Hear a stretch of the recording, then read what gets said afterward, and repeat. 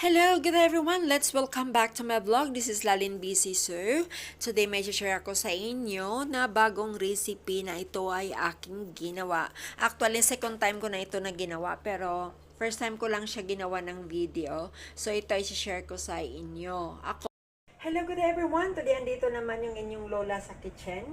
Gagawa ako ng mango grahams kasi may pupuntahan akong barbecue party this coming Sunday sa East Coast. So, tara guys, let's go. Ditong 2 cup ng thickened cream. Ibibit ko pa siya hanggang mag-thickened.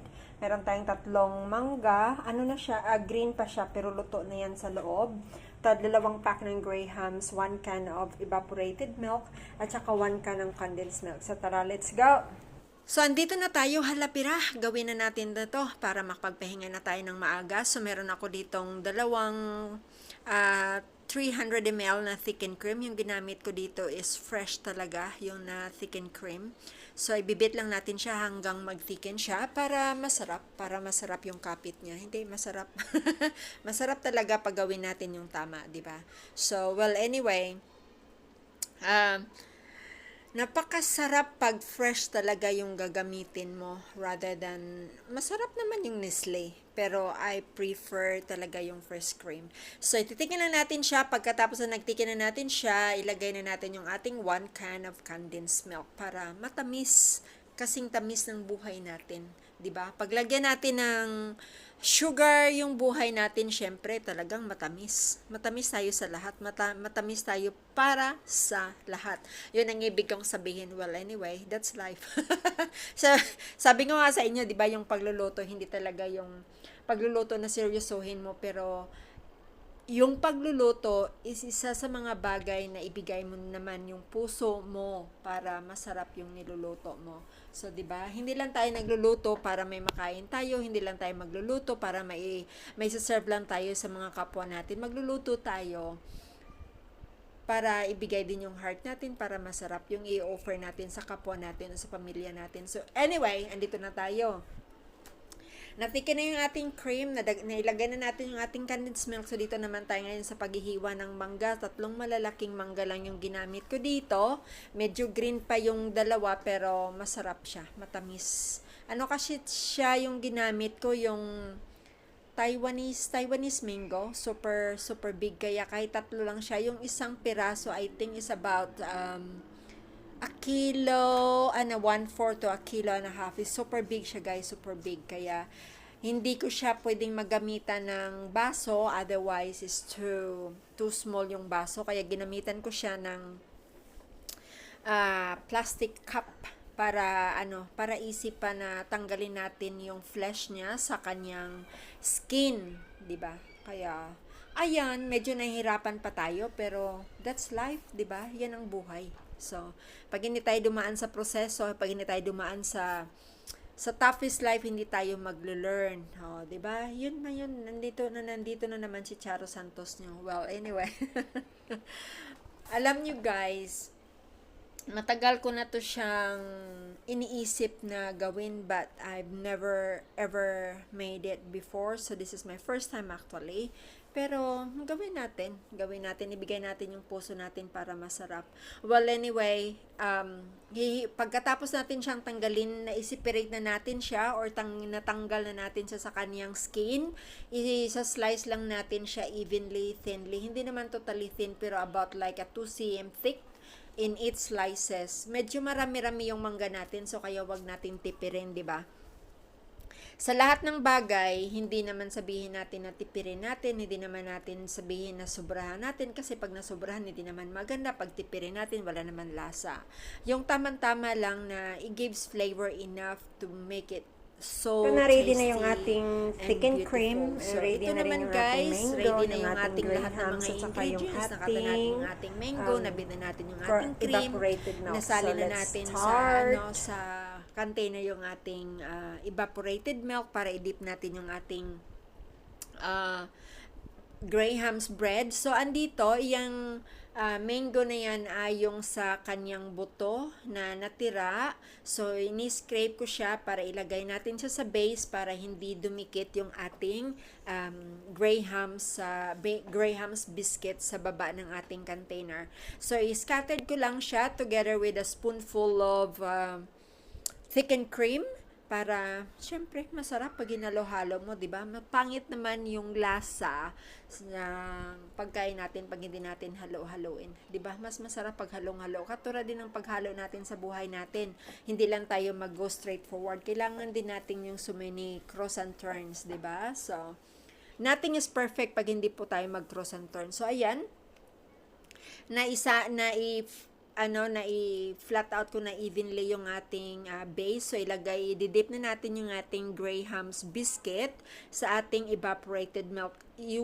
Ginamit yung evaporated milk para malinamnam siya rather than a fresh milk, 'di ba? So, at least malinamnam siya. So, lang natin siya, i-dip natin bawat isa, pero wag nyo rin siyang tipirin kasi it's better na lumambot talaga yung Graham's biscuit nyo para magiging taste like an ice cream. Yummy. Alam nyo guys, nag-i-imagine lang ako pero sabihin ko sa inyo, naglalaway na yung cook nyo. Ganyan ako guys, pag nagluluto talaga ako, yung parang I feel it and I love it. Yung parang habang nagluluto pa lang ako, nafe-feel ko na how nice, how sweet, how tasty it is, how yummy it is. Ganyan ako pag nagluto ako. Pero, pag nakatapos na ako magluto, hindi naman ako ganun bardagulan sa pagkain. Kumakain lang din ako ng tama lang, kaya hindi rin naman siguro tayo tumataba, 'di ba? So yung gagawin lang natin dito is back to work na naman tayo. So gawin lang natin is tansan lang natin ng maigi yung ating biscuit. I-even natin siya, then saka na natin isusunod yung ating next process. So anyway, back to daldalan tayo kasi medyo matagal pa to na proseso, 'di ba? Kasi ang tagal talaga, yung parang dami niyang ichi-pichi. Pero yakat lang natin yung ibang process kasi same lang naman yung paggawa nyo ng layer. First is yung base nyo, kung ano sa inyong gusto nyong i-base. Pero sa akin, yung nilagay ko na base is yung mga remaining ko na mga mango flesh sa kanilang buto. Ini-scrape yun ng spoon para i-base ko siya. Nilagyan ko siya ng spoonful, yung parang scoop full of cream, tapos minix ko siya, tapos flin natin, tapos nilagay ko siya yung biscuit natin, and then yung cream, and then yung manga, and then so on and so forth, hanggang maubos natin yung ating lahat na ingredients na ginamit. So, well, anyway, tamang-tama lang sa 2 pack ng Graham's yung 3 mangga natin na super laki. 2 container or na 300 ml na fresh creams, 1 can of condensed milk. Yung evaporated milk for dipping lang naman yun, so hindi naman yun medyo kasali, di ba? So, well, anyway, pag gusto nyo pa rin talaga siya na medyo masarap, lagyan nyo siya ng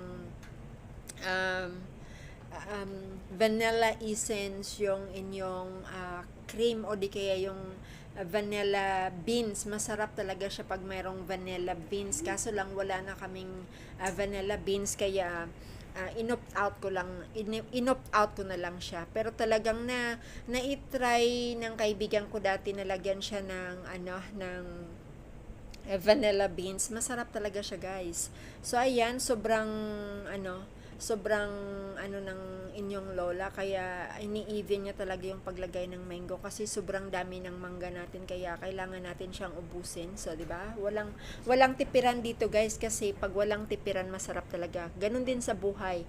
Huwag niyong tipirin yung buhay niyo when it comes to food, when it's come to happiness, when it comes to paghahanap buhay.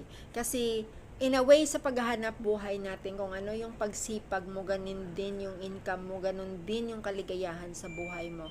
Pero not totally to the extreme na kahit hindi na tama, sasagarin mo pa rin, 'di ba? It's too much na yun.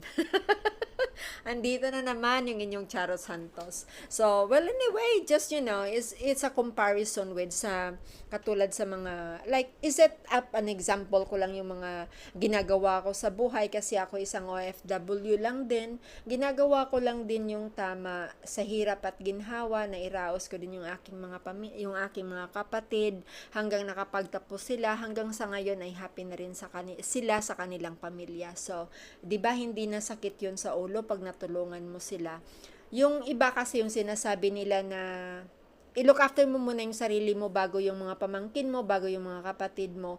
Well, anyway, it depends sa pag-upbringing ng inyong pamilya sa inyong mga anak, sa inyong mga pamangkin, sa inyong mga kapatid, 'di ba? Imulat nyo sa kanila na yung buhay ay umiikot lamang. Huwag masyadong mataas, huwag masyadong mababa. Kailangan laging magpakumbaba. Kailangan gawin yung tama. Kailangan laging magbigay ng puso. Huwag laging, 'di ba? Huwag laging masyadong makasarili, 'di ba? Kasi pag makasarili ka talaga, yung kung ano yung iminumulat mo sa tao, sa paligid mo, yun din yung susundin nila o yung gagawin nilang mga kaugalian paglaki na nila. So, minsan, wag tayong mag-isip na, ay, tinulungan ko siya, kailangan na pagdating ng araw, babalikan niya ako. Wag yung isipin yung ganon kasi, in a sense of thinking of that, yung maibalik sa inyo hindi rin tama. So kung nagbigay kayo, yung lagi niyo ilagay diyan sa isip niyo na pag nagbigay ka o kusa kang nagbigay o kusa kang tumulong, huwag ka nang mag-isip na balang araw babalikan ka pa. Kung ano man yung binigay mo, huwag kang mag-expect na babalikan ka rin niya, 'di ba? Yung kusang loob mo talaga na ibigay, kusang loob din na bigyan ka ni Lord. Si Lord na yung bahala magbigay balik sa'yo. Sa totoo lang guys, hindi ako si Charo Santos. Sinishare ko lang talaga sa inyo yung proseso ng buhay ko kung paano, 'di ba? So kaya nagiging successful din siguro mga kapatid ko, mga pamangkin ko, and in return na ibigay nila sa akin, binibigay din nila sa mga nakakabata sa kanila. So, sila na mismo yung tumutulong sa mga nakakabata sa kanila. So hindi na yun pabigat pa sa akin kasi instead na ako yung tutulong doon, sila na mismo yung kusang tumutulong doon. So 'di ba? Is a stepping stone, 'di ba? Is a ladder, 'di ba? Yung parang siya, hagdan kung sa Ilonggo, pero is a ladder pag sa English, ganun ba 'yan? Di ba? So ganun lang guys, hindi tayo mag-expect ng sobra-sobra. Tama, 'di ba? So, well anyway, tapos na yung si Charo Santos natin. Balik na tayo sa ating pagluluto. So, ayan, medyo patapos na tayo, guys. Itatappings lang natin yung remainings natin na mangga na konti na lang. At tapos yung mga crumbs ng grahams natin, lang natin siya. Isi-sprinkles lang natin sa taas ng ating yung finished touches natin para medyo maganda naman tingnan. Well, anyway, hindi ako nakakain nito kasi there is something na crop up na may schedules ako na naging super busy, na bigyan ko ng pansin. So, binigay ko lang to sa kaibigan ko. So, sila na po yung bahala na nagdula doon sa barbecue at saka nag-enjoy. So, anyway, guys, hanggang dito